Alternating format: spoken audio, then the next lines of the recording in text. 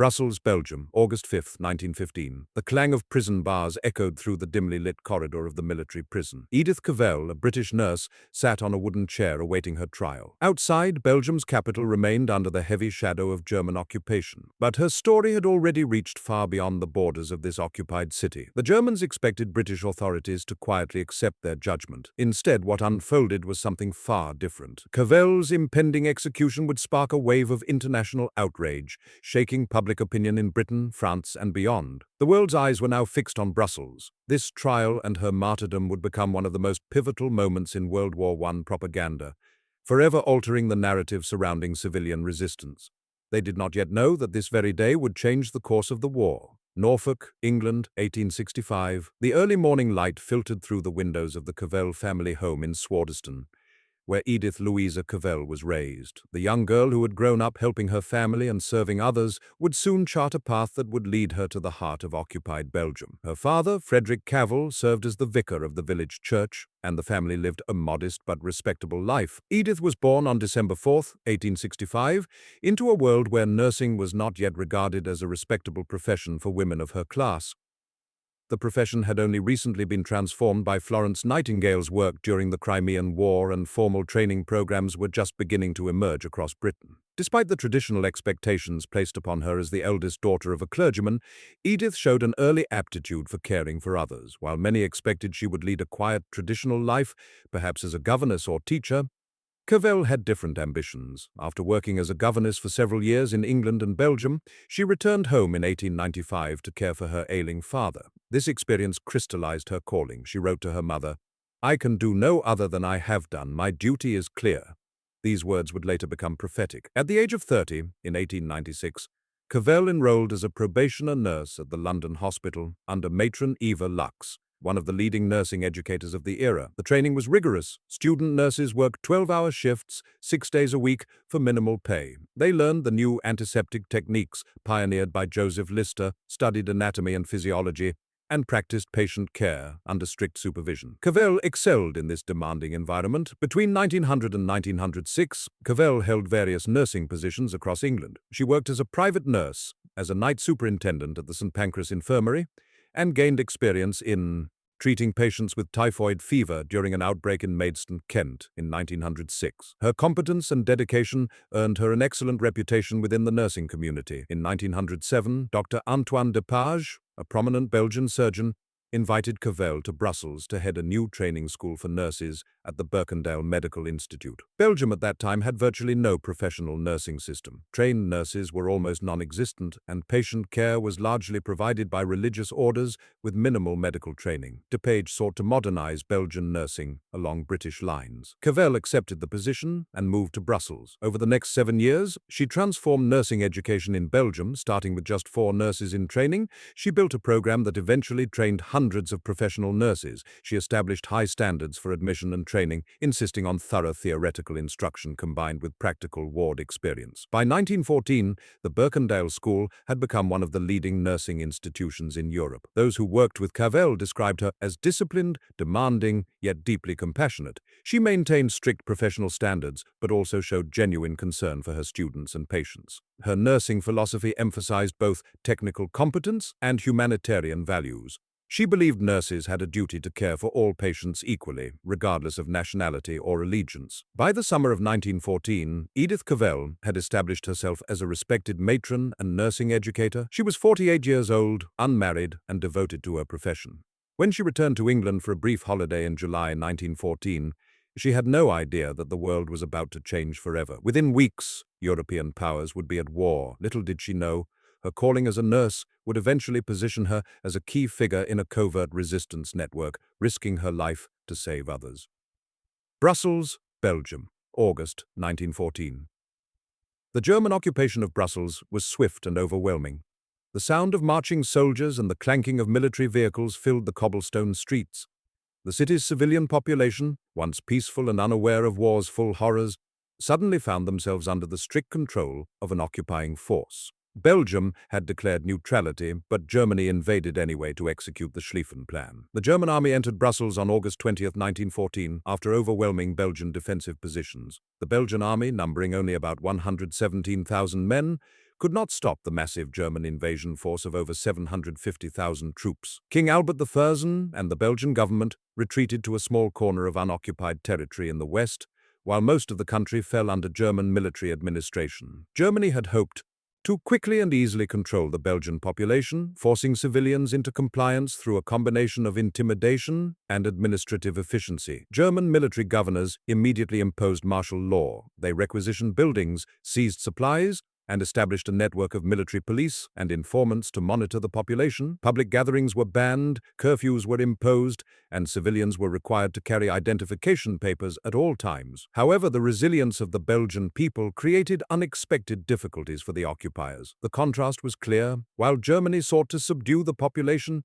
many Belgians found ways to defy their captors quietly. Underground newspapers circulated despite German censorship, secret postal networks emerged to bypass German mail inspection, and civilians found subtle ways to resist, from refusing to provide information to Germans to quietly aiding Allied soldiers who had been cut off from their units. Edith Cavell had been visiting England when war broke out. Despite the danger, she immediately returned to Brussels, arriving on August 20th, the same day German troops occupied the city. She believed her duty lay with her patients and nurses. The Birkendale Medical Institute quickly filled with wounded soldiers from both sides. Under international law, medical facilities were supposed to be neutral, treating wounded soldiers regardless of nationality. The German military immediately took control of key infrastructure in Brussels. German officers and military police were stationed in hospitals to monitor activities, ensuring that medical facilities did not harbor enemy soldiers or become centers of resistance. They reviewed patient lists, questioned staff, and kept close watch on the movement of patients. Yet they failed to notice what was beginning to happen at Cavell's hospital. In the early months of occupation, Cavell's hospital treated wounded German soldiers alongside Belgian and French casualties. She insisted on providing equal care to all, following the ethical principles she had always maintained. German officials appreciated her professionalism and did not suspect any subversive activities. The hospital appeared to be functioning exactly as expected under occupation. Despite the harsh occupation, hospitals like Cavell's continued to function, though under tight surveillance.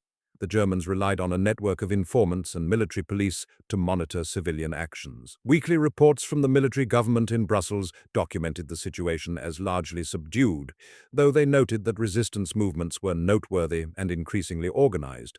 These reports would prove prescient. As autumn turned to winter in 1914, the reality of occupation settled over Brussels. Food became scarce as German requisitions depleted supplies, coal shortages made heating difficult, the civilian population struggled to maintain normal life under increasingly oppressive restrictions. Yet beneath this surface of apparent compliance, networks of resistance were forming. As the occupation deepened, Cavell's hospital became more than just a medical facility. It became a symbol of defiance against the enemy, and Cavell unknowingly stepped into a much larger historical role. Brussels, Belgium, early 1915. Late one evening in early 1915, Edith Cavell stood in her office at the Birkendale Institute.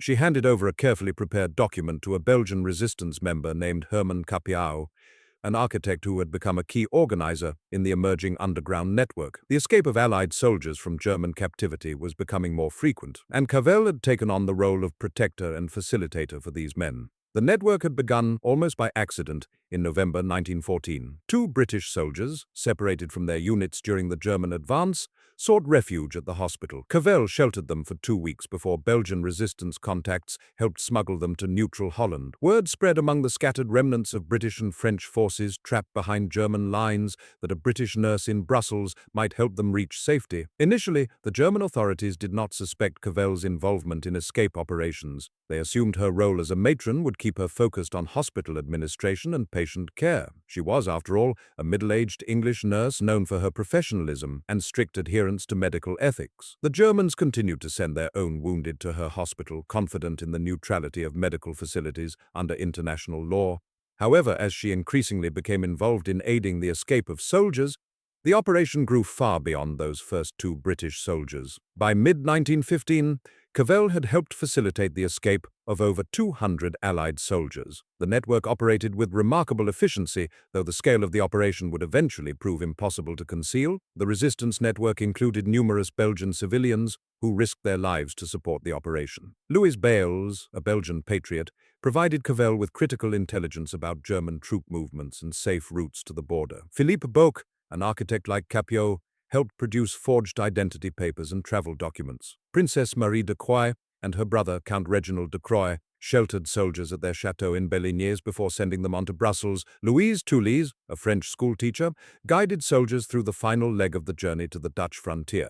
The operation relied heavily on clandestine methods and civilian infrastructure. Soldiers were hidden in private homes, transported using ambulances and delivery wagons, and moved through Brussels train stations disguised as Belgian workers. Communication was carried out through coded messages passed via medical staff and trusted civilians. The network used everyday items such as food supplies and medical equipment to mask the true purpose of movements between safe houses. At the Birkendale Institute itself, Cavell housed soldiers in unused rooms, sometimes for weeks while arrangements were made for their onward journey. She provided them with civilian clothes, false papers, and money for their escape. The soldiers were instructed to remain silent and out of sight during German inspections. Her nurses, sworn to secrecy, assisted in caring for the hidden men. A report by the British Foreign Office in 1915 stated, Cavell's involvement has extended beyond medical duties into acts of undeniable defiance against the occupiers. British intelligence in Holland received regular reports of soldiers arriving safely after transiting through Brussels. The numbers were significant enough that British officials became concerned about the risks Cavell was taking. One document, intercepted by German intelligence in July 1915, described the extent of Cavell's escape network as an organized scheme of escape, not a series of isolated incidents. This assessment was correct. What had begun as spontaneous acts of mercy had evolved into a sophisticated operation with multiple participants, established routes, and standardized procedures. The network's success bred its own danger. As more soldiers escaped through Brussels, German counterintelligence became increasingly suspicious. They began monitoring hospitals more closely, questioning staff more aggressively, and following suspicious individuals. Informants were recruited from the civilian population, some willingly collaborating with the Germans, others coerced through threats or promises of food and protection. Despite her meticulous efforts to avoid detection, German intelligence was beginning to close in on the network. As Cavell's network grew, so did the danger. The contrast between what the Germans expected, small-scale operations, and what actually transpired, a network facilitating hundreds of escapes, could not remain hidden forever. Brussels, Belgium, August 5, 1915. A knock on the door shattered the quiet of the Birkendale Institute. German military police, led by Captain Hermann von der Groben, stormed into the building. They moved with precision through the corridors, their boots echoing on the polished floors. Edith Cavell was in her office when they arrived. She did not resist as they informed her of her arrest. She gathered a few personal items and walked calmly to the waiting vehicle that would transport her to prison. The German authorities had finally uncovered the resistance network operating under her direction. German counterintelligence had been investigating suspicious activities at various Brussels locations for months. An informant, Georges Gaston Quien, a Belgian who had been recruited as a German agent, had infiltrated the escape network. Quien reported his findings to German intelligence, providing names, locations, and operational details. Armed with this information, the Germans moved swiftly. On the same day as Cavell's arrest, German police detained 34 other members of the resistance network. They arrested Philippe Boeck, Louise Toulis, Princess Marie de Croix, and numerous other collaborators. The coordinated raids demonstrated the thoroughness of German intelligence work. The occupying authorities believed that capturing Cavell and dismantling the network would end this particular form of resistance. Cavell was taken to the military prison at Saint-Gilles in Brussels. She was placed in solitary confinement in a cell measuring approximately 9 feet by 6 feet. The cell contained a narrow bed, a small table, a chair, and a bucket. A single barred window high on the wall provided minimal light. She would remain in this cell for the next 10 weeks, largely isolated from the outside world. Interrogation techniques used by the Germans were psychologically intense. Cavell was questioned repeatedly about her activities, the names of her collaborators, and the extent of the network. German investigators hoped to extract information that would lead to further arrests. However, she remained resolute, refusing to provide information that might endanger others, though she did not deny her own actions. German military reports cited Cavell's unwavering calm during interrogation. Lieutenant Otto Bergen, one of the German officers involved in the investigation, later wrote that she answered questions directly but volunteered nothing beyond what was asked. She admitted to sheltering Allied soldiers and helping them reach Holland, but claimed she had acted purely from humanitarian motives, not political or military ones. The Germans believed Cavell's arrest would dismantle the escape network and serve as a warning to other potential resistors. However, her capture had the opposite effect. News of her detention spread rapidly through the resistance community and eventually reached Allied authorities. The arrest of a respected British nurse sparked not only shock, but further defiance among Belgian civilians. Far from intimidating the population, it strengthened their resolve. British officials learned of Cavell's arrest within days. Hugh Gibson, the secretary of the American legation in Brussels, attempted to visit her in prison, but was initially denied access. The United States, still neutral in the conflict, represented British interests in German-occupied Belgium. Gibson eventually obtained permission for Reverend Sterling Gahan, the Anglican chaplain in Brussels, to visit Cavell in late September. One report from German intelligence described Cavell as a prime example of the enemy's use of neutral hospitals for military purposes. This characterization would become central to the German case against her. They argued that by aiding soldiers to return to their units, she had engaged in military action against Germany, not simply humanitarian work. The arrest of Edith Cavell was only the beginning. What would unfold in the days leading to her trial would shock the world. Brussels, Belgium, October 7, 1915. The military courtroom was austere, with dark wooden furnishings and German military emblems on the walls. Edith Cavell stood before the tribunal, flanked by guards. She wore a simple dark dress and appeared calm despite the gravity of the proceedings. The room was filled with German officers, legal officials, and a handful of observers. The tribunal was convened to try Cavell and 26 co-defendants on charges of conducting soldiers to the enemy. The presiding officer was Colonel Hermann von Luttwitz, a career military officer serving in the German military government of Belgium. 4 other military judges sat with him. The prosecution was led by Dr. Edward Stober, a military prosecutor known for his strict interpretation of German martial law. The trial was conducted in German, with interpretation provided for the defendants who did not speak the language. Cavell's defense was handled by Sadi Kirschen, a Belgian lawyer who had volunteered to represent her. However, his ability to mount an effective defense was severely limited. Under German military law, the tribunal had broad discretion, and the proceedings were conducted with military efficiency rather than the procedural safeguards typical of civilian courts. Kirschen had only a few days to prepare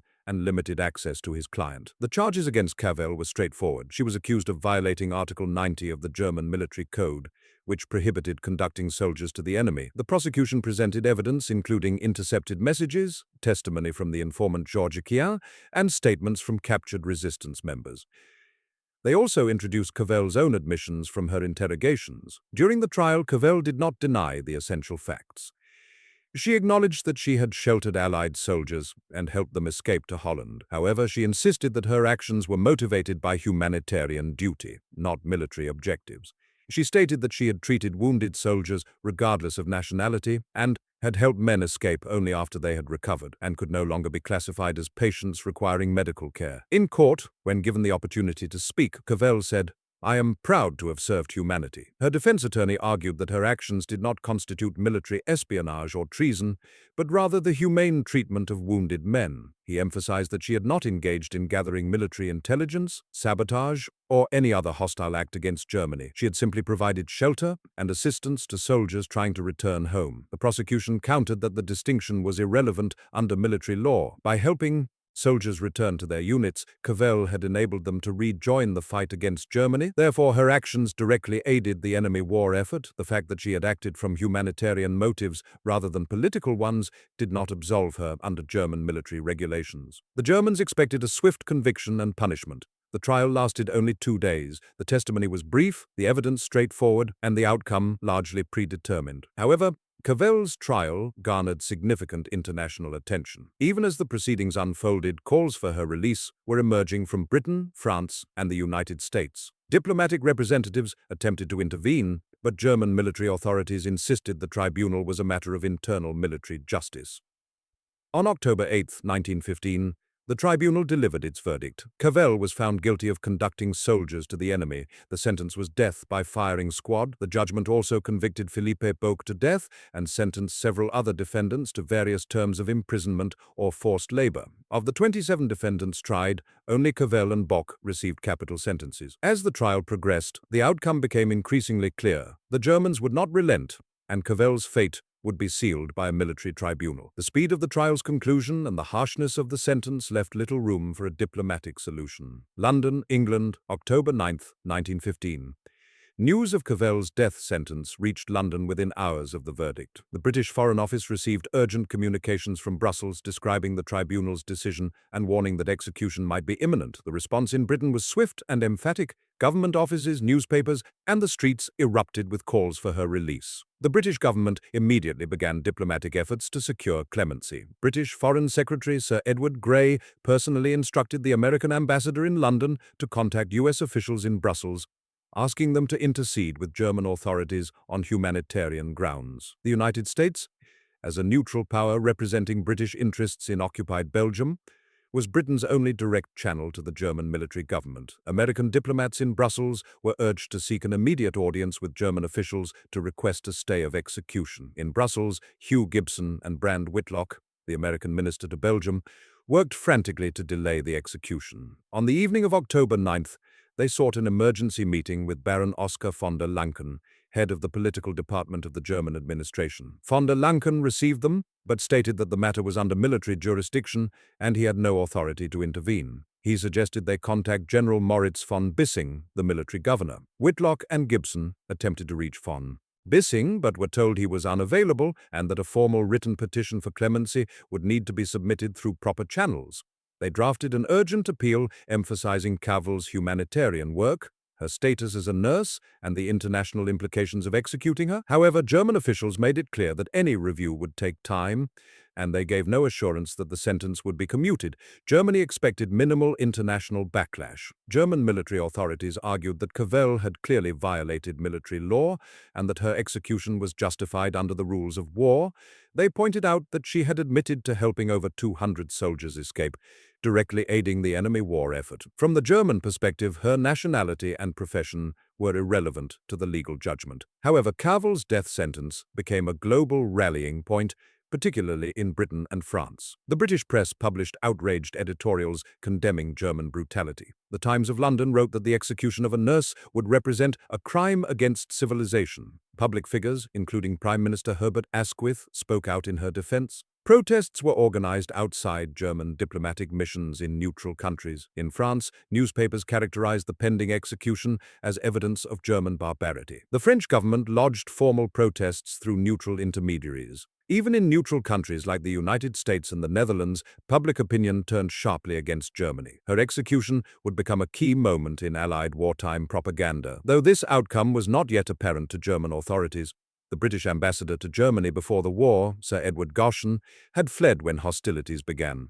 But British officials still in contact with German counterparts were instructed to present formal protests. The Spanish ambassador, who represented British interests in Berlin, was asked to appeal to the German Foreign Office. However, the German government refused to reconsider the sentence, insisting that military justice had been properly administered. In Brussels, the few hours between the verdict and the scheduled execution saw desperate attempts at intervention. Reverend Sterling Gahan was granted permission to visit Cavell in prison to provide religious counsel. He found her composed and resigned to her fate. She told him, "I have no fear or shrinking. I have seen death so often that it is not strange or fearful to me. I thank God for this 10 weeks' quiet before the end." Despite diplomatic protests, the German military stood firm in its decision, which would only intensify the public outcry that followed. Brussels, Belgium, October 12, 1915. The silence of the execution site at the Thiers National Rifle Range on the outskirts of Brussels was broken only by the sound of boots marching across gravel. Dawn had not yet broken. The air was cold and damp. Edith Cavell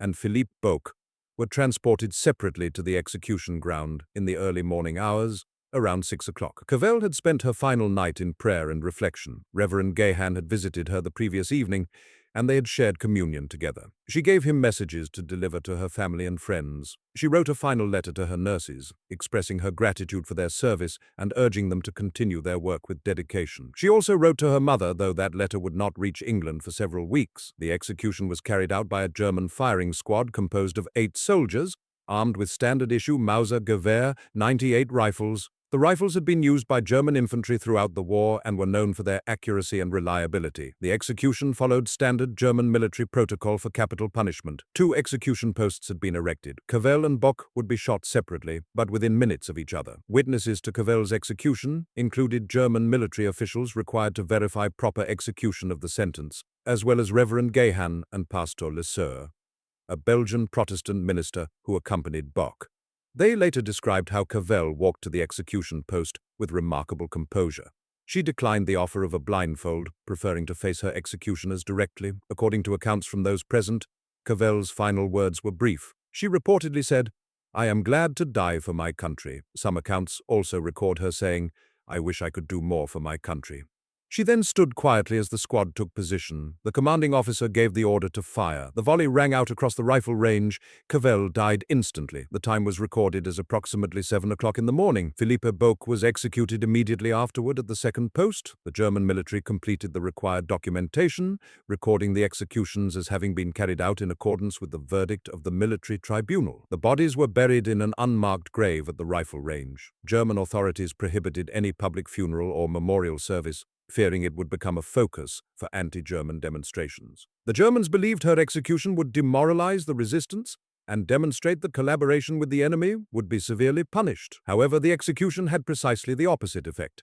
Instead of intimidating the Belgian population and discouraging resistance, it strengthened the resolve of Allied forces and sparked widespread condemnation of German actions. News of the execution reached London by midday on October 12th. The reaction was immediate and intense. The British press published special editions with headlines condemning German brutality. Public meetings and memorial services were held across Britain. Churches held special prayers. The execution became front-page news, not only in Britain but throughout the Allied world and even in neutral countries. The execution of Edith Cavell was a turning point in the propaganda war between the Allies and the Central Powers. It provided the Allies with a powerful symbol of German ruthlessness and helped shape international opinion against Germany. The image of a courageous nurse facing a firing squad resonated far beyond the immediate circle of those who knew her.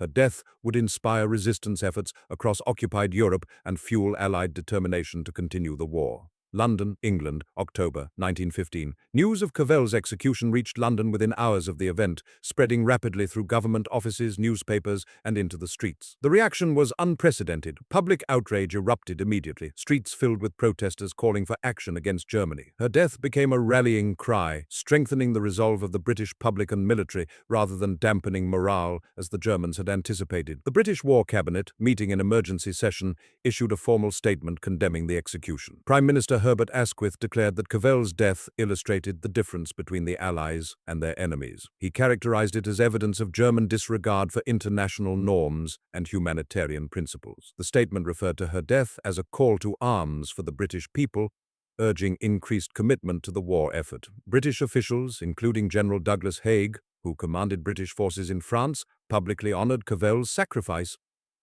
Military chaplains held memorial services at the front lines. Soldiers wrote home about the execution, expressing anger at German brutality and renewed determination to defeat the Central Powers. The story of the nurse who faced a firing squad spread through the trenches, becoming part of the soldiers' understanding of why they were fighting. The propaganda value of Cavell's execution was immediately recognized by Allied governments. Within days, the British government's propaganda bureau began producing posters, pamphlets, and newspaper articles featuring her story. The most famous poster showed her portrait above the caption, "Remember Edith Cavell." These materials were distributed throughout Britain and the British Empire, as well as in neutral countries, particularly the United States. Recruitment offices across Britain reported a significant increase in volunteer enlistments in the weeks following the execution. While it is difficult to quantify the exact impact, recruitment officers noted that many new volunteers specifically cited Cavell's death as their motivation for joining. One recruiting officer in Manchester recorded that in the week after the execution, enlistments increased by approximately 40% compared to the previous week. The execution also galvanized public support for the war in France. French newspapers published extensive coverage of Cavell's trial and death, emphasizing her humanitarian work and the injustice of her execution. French officials incorporated her story into their own propaganda efforts, using it to maintain civilian morale and justify continued sacrifice in the war. Perhaps most significantly, the execution influenced public opinion in the United States, which was still neutral in 1915. American newspapers provided extensive coverage of the story. Many editorials condemned Germany's action and questioned whether the United States could maintain neutrality in the face of such behavior. While American entry into the war would not occur until April 1917, the Cavell case contributed to a gradual shift in American public opinion against Germany. In occupied Belgium, the execution strengthened rather than weakened resistance networks. Despite German hopes that severe punishment would deter further resistance, the opposite occurred. Belgians viewed Cavell as a martyr, and her death inspired continued defiance. New escape networks formed, and existing ones expanded their operations. The Germans had created a symbol of resistance that would outlive any deterrent effect of the execution itself. In death, Edith Cavell became an icon far more powerful than she had been in life. Her story would fuel resistance efforts across Europe and become a permanent part of the Allied narrative about the nature of the conflict. The Germans had executed a nurse, but they had created a legend. Post-World War I Europe, the end of the war in November 1918, brought both celebration and remembrance. As Allied nations honored their fallen, Edith Cavell's sacrifice was not forgotten. Memorials to her were erected across Britain, France, Belgium, and other Allied nations. Her image became synonymous with wartime heroism, courage under oppression, and dedication to humanitarian principles, even in the face of death. In March 1919, 4 years after her execution, Cavell's body was exhumed from its unmarked grave at the Tyr National Rifle Range. The Belgian government arranged for a state funeral to honor her memory. King Albert III of Belgium attended the ceremony, along with British and French dignitaries. The funeral procession through Brussels drew enormous crowds of Belgian civilians who lined the streets to pay their respects. After the Belgian ceremony, Cavell's remains were transported to Britain for a second funeral service. On May 15, 1919, a memorial service was held at Westminster Abbey in London, one of the most prestigious honors Britain could bestow. King George V attended, along with Queen Alexandra and members of the royal family. The Archbishop of Canterbury conducted the service. Following the Westminster service, Cavell was buried at Norwich Cathedral, near her childhood home in Norfolk. The memorial in Trafalgar Square was unveiled in March 1920. The statue, designed by Sir George Frampton, depicts Cavell in her nurse's uniform standing with quiet dignity. The inscription includes her famous words, "Patriotism is not enough. I must have no hatred or bitterness towards anyone." These words, spoken to Reverend Gahan on the night before her execution, captured what many saw as the essence of her character: courage without vengeance, duty without hatred. Other memorials followed. In Norwich, near Norwich Cathedral, a memorial garden was established. In Brussels, a monument was erected near the Birkendale Institute. Canadian nurses established the Edith Cavell Hospital in Brussels in her honor. Schools, hospitals, and streets in Britain, Canada, Australia, and other Commonwealth nations were named after her. Even a mountain in Canada's Jasper National Park was named Mount Edith Cavell in her memory. The Germans believed they had silenced her influence by executing her, but the opposite proved true. Cavell's story only grew in importance after her death. Her legacy was immortalized not just in stone and bronze memorials, but in the collective memory of nations. She became a symbol of courage, humanitarian duty, and the moral dimensions of war. Her name became a cornerstone of wartime remembrance in Britain and throughout the Commonwealth. Remembrance services regularly mentioned her alongside military personnel who had died in combat. Nursing organizations adopted her as a patron figure, embodying the ideals of the profession. Medical ethics discussions frequently referenced her case when considering the responsibilities of medical personnel in wartime. The story of her trial and execution became a standard element in histories of World War I. Scholars debated whether her actions constituted legitimate humanitarian work or military resistance. Some argued that she had violated the neutrality expected of medical personnel. Others maintained that her humanitarian obligations superseded legal technicalities. These debates, while sometimes contentious, ensured that her story remained relevant and widely known. Cavell's posthumous recognition transcended the war itself, leaving an enduring legacy that extended far beyond the immediate aftermath of her death. She remained a powerful symbol of individual courage in the face of tyranny, and her story continued to inspire new generations. Post-World War I, various European resistance movements. As the decades passed after the First World War, Edith Cavell's story did not fade into historical obscurity. Instead, it gained renewed significance when Europe once again fell under occupation during World War II. Resistance fighters throughout Europe looked to her example as they engaged in their own covert operations against the Germans. Her courage remained an inspiration for generations of those who chose to resist tyranny at great personal risk. During World War II, resistance networks in France, Belgium, the Netherlands, and other occupied countries frequently invoked Cavell's memory. The parallels were unmistakable.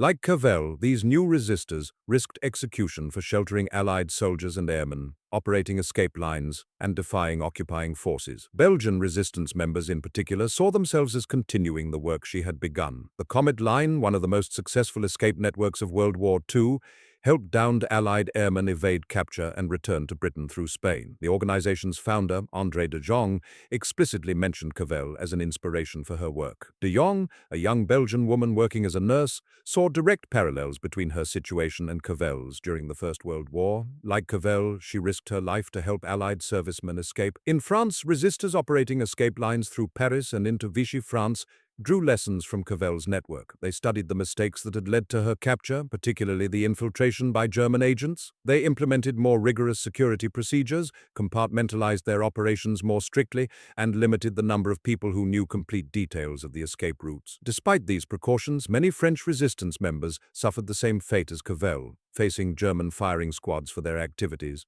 The Germans themselves seem to have learned nothing from the propaganda disaster of Cavell's execution. During World War II, they continued to execute civilians for resistance activities, creating new martyrs and strengthening rather than suppressing opposition. Each execution reinforced the parallel with Cavell and reminded occupied populations of the consequences of surrender versus the honor of resistance. In the post-war period, Cavell's legacy influenced discussions about medical neutrality and humanitarian obligations during armed conflict. The Geneva Conventions, revised and expanded after World War II, addressed some of the ambiguities surrounding medical personnel in occupied territories. While these legal frameworks could not resolve all ethical dilemmas, Cavell's case remained a reference point in debates about where humanitarian duty ended and military resistance began. Nursing organizations continued to honor her memory, presenting awards in her name and citing her as an exemplar of professional courage. The International Council of Nurses established the Edith Cavell Award to recognize nurses who demonstrated exceptional professional service. Medical schools incorporated her story into curricula dealing with medical ethics in wartime. Her influence extended beyond Europe. In countries that had sent troops to World War I, Canada, Australia, New Zealand, and others, Cavell's name remained familiar. Memorials stood in cities across the Commonwealth. Her story appeared in school textbooks, ensuring that new generations learned of her sacrifice.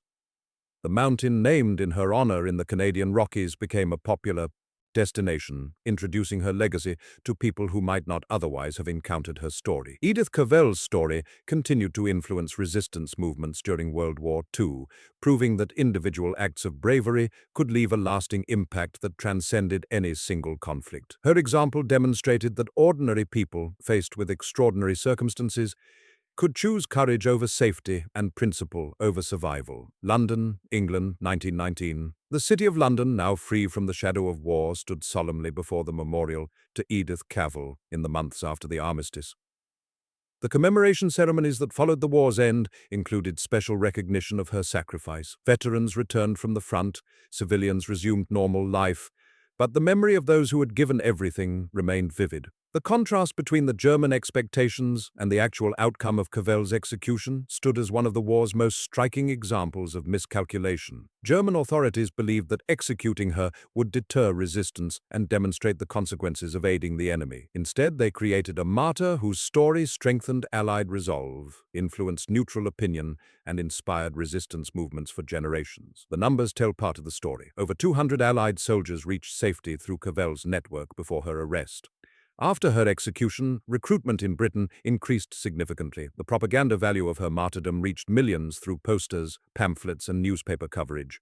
Her influence on American public opinion contributed to the gradual shift that led to U.S. entry into the war in 1917. But statistics alone cannot capture the full significance of her life and death. Cavell represented something beyond military logistics or propaganda value. She embodied the principle that individuals, even those without military power or political authority, could make consequential choices that affected the course of history. A nurse, working quietly in an occupied city, had demonstrated that civilian resistance could take many forms and that moral courage could be as significant as battlefield valor. Her final words to Reverend Gahan captured this essence. Patriotism is not enough. I must have no hatred or bitterness towards anyone. These words transcended nationalist sentiment and spoke to a broader humanitarian principle.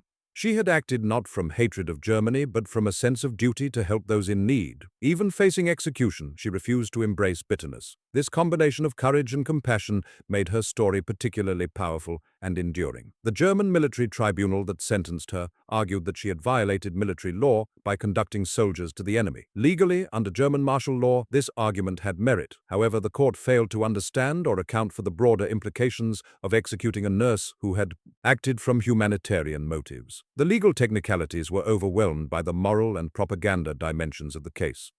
In the years following the war, historians and legal scholars debated the circumstances of her trial and execution. Some argued that Germany had every right to enforce its military regulations in occupied territory. Others maintained that executing a nurse for humanitarian actions violated fundamental principles of civilized warfare.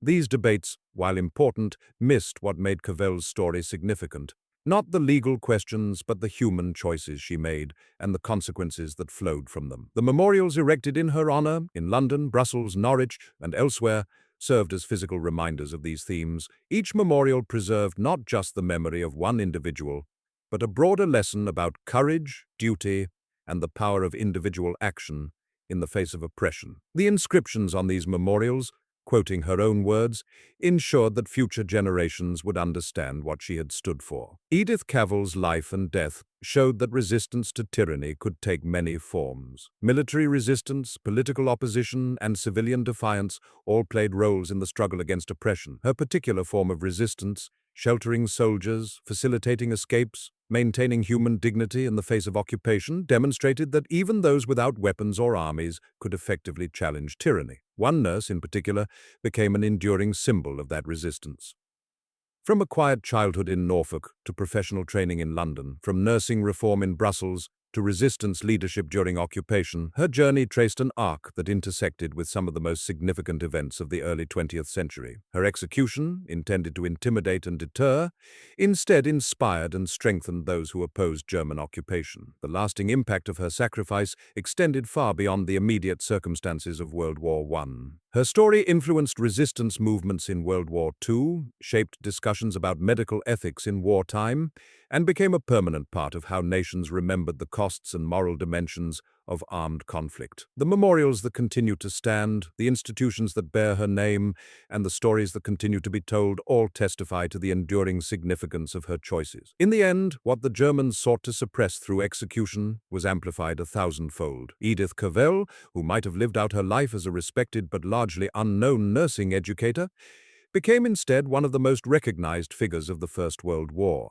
Her memory endured not because of what was done to her, but because of what she chose to do: to shelter soldiers, to defy occupation, to maintain her principles even when facing death. The rifle range where she died has long since been transformed. The prison where she awaited execution is now used for other purposes, but the memorials remain.